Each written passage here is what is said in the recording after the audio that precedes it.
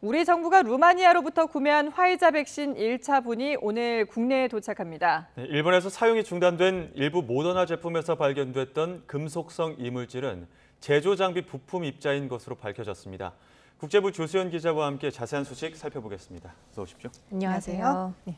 자, 루마니아에서 이 화이자 백신 1차분이 우리나라를 향해 출발했다고요? 네, 그렇습니다. 주 루마니아 한국 대사관은 현지 시각으로 어젯밤 10시 반쯤에 루마니아 오토페니 국제공항에서 백신을 실은 수송기가 이륙했다고 밝혔습니다. 수송기에는 화이자 백신 52만 6,500회분이 실렸는데요. 오늘 오후 3시쯤 인천국제공항에 도착할 예정입니다. 오늘 도착하는 화이자 물량은 중앙재난안전대책본부가 루마니아 정부로부터 구매했다고 발표한 105만 3천 회분 가운데 1차 수송분으로 절반 정도가 됩니다. 그리고 이번에 공급되는 105만 3천 회분은요, 벨기에의 화이자 공장에서 생산된 제품인데요. 유효 기간이 이달 30일까지입니다. 2차 수송분은 다음 주 수요일 8일에 들어올 예정입니다. 네, 화이자 백신 외에도 루마니아가 모더나 백신도 한국에 공유하기로 했는데 네. 모더나 백신은 언제 들어오는 겁니까? 네, 모더나 물량도 화이자 2차분과 함께 수요일에 오는 8일에 같이 들어올 예정입니다. 모더나 백신의 경우 루마니아가 45만 회분을 공유하기로 했는데요. 스페인의 로비사 제품으로 유효 기간이 11월 12일부터 12월 5일까지 됩니다. 로비사 생산 제품은 앞서 일본에서 이물질이 발견돼서 문제가 제기된 만큼 품질을 우려하는 목소리도 일부가 있었는데요. 일본에서 이물질이 발견된 모더나 백신과는 제조 단위가 다른 제품이라고는 합니다. 주 루마니아 대사관은 양국이 코로나19 위기 이후에 전략적 동반자로서 보건 협력을 강화해왔다며 이런 연장선 속에서 이번 합의를 이뤄냈다고 밝혔습니다. 그 합의가 뭐냐면 이제 루마니아 정부로부터 모더나 백신 45만 회분을 우리가 먼저 공여를 받고 추후에 루마니아 정부가 필요로 하는 의료 장비라든지 이런 의료 물품을 제공하기로 했다는 겁니다. 예. 근데 지금 뭐 앞서 잠깐 언급하신 대로 일본에서는 모더나 백신에서 이물질이 나와서 지금 중단이 된 상태인데 여기에 대한 그 조사 결과가 나왔습니까? 네, 지금 일본의 그 모더나 백신의 일본 공급을 맡고 있는 게 이제 다케다 약품공업인데요. 다케다 약품공업이 조사 결과를 발표했습니다.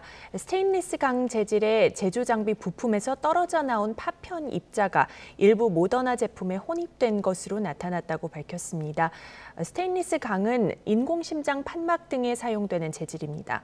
이 약품 병에 고무가 마개를 붙이는 생산 라인에 장착된 2개의 스테인리스 강 부품에 마찰이 일어나면서 떨어져 나온 파편 입자가 혼입이 된 것으로 지금 추정이 되고 있습니다. 다케다 약품 측은 생산 라인 보수 과정에서 해당 부품이 잘못 설치된 것이 원인일 수 있다고 보고 있습니다.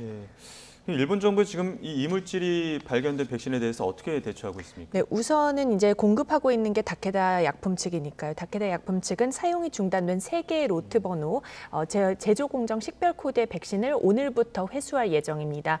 다만 모더나 백신처럼 근육 주사를 통해서 이렇게 파편 입자가 몸에 주입될 경우에는 국소 반응이 나타날 수는 있지만 그렇다고 해서 의학적 위험이 크게 증가할 가능성은 적다는 설명입니다.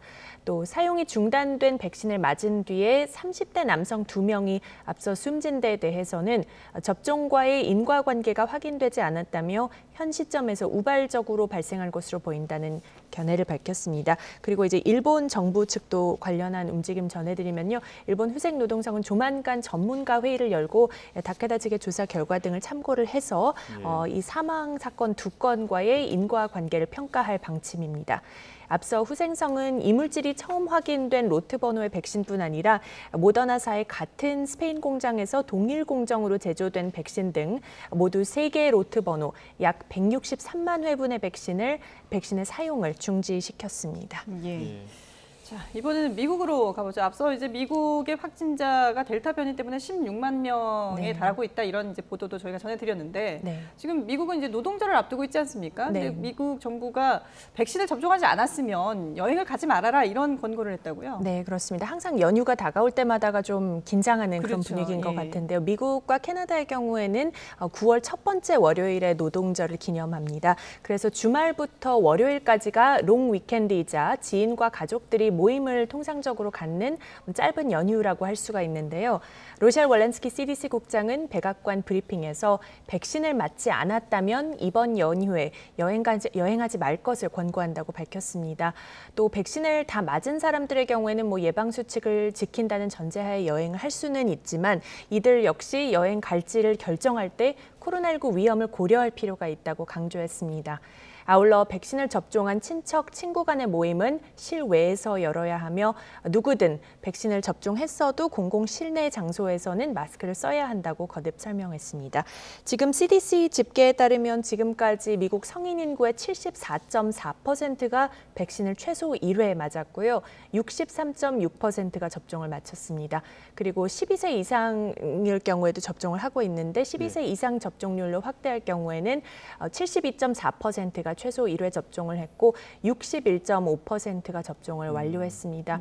이렇게 접종률이 계속 올라가면서 한 3, 4개월 뒤쯤이면은 전국적으로 상황이 좀 확연하게 이제 개선이 될 거다. 이렇게 전문가들은 보고 있지만 그래도 당분간 여전히 경계심을 늦춰서는 안 된다는 경고가 잇따르고 있습니다. 그렇죠. 백신 접종을 완료했다 하더라도 또 돌파 감염이 있을 수 있으니까 항상 조심해야 되는 상황인 것 같습니다.